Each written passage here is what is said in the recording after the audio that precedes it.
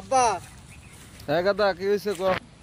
মাস তো শেষ, স্কুলের বেতন 350 আর খাতার দোকানের 150, মোট 4100 টাকা দাও আমারে। সব তো বুঝলাম গাদা, কিন্তু 350 আর 150 4100 টাকা হয় কেমন, এটা তো বুঝলাম না রে। 4100 তো হয়। জীবনে কোনোদিন স্কুলের বারান্দায় গেছো? তুমি জানবা এত কিছু?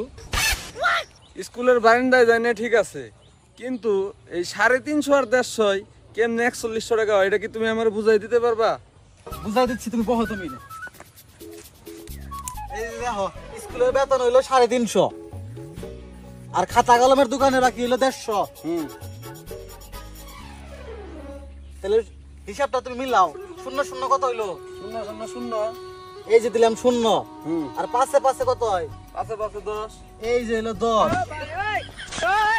আর 1 আর 3 কত হইলো? 1 আর 3 4। এই যে হইলো 4। তাহলে এনে কত হইলো? তাহলে তো গাদা 4100 রে। জানো না আমি শিক্ষিত বলা, তুমি আমার কাছে নানান কথা কও। তো তোরা শিক্ষিত হন, তোকে হিসাবে আমি তো বুঝলাম না। কি করিস? টেনে দেবে এখন দিতাই কও। বুঝে বিছনার ব্যাপার তলে টেহা আছে তোর, আমার কাছে চেয়ে নিগা যা, আমি আবার কামে যাম গা। ঠিক আছে, আর শিক্ষিত বলা না, কোনোদিন হিসাব চাইবা না, ঠিক আছে? ঠিক আছে যা।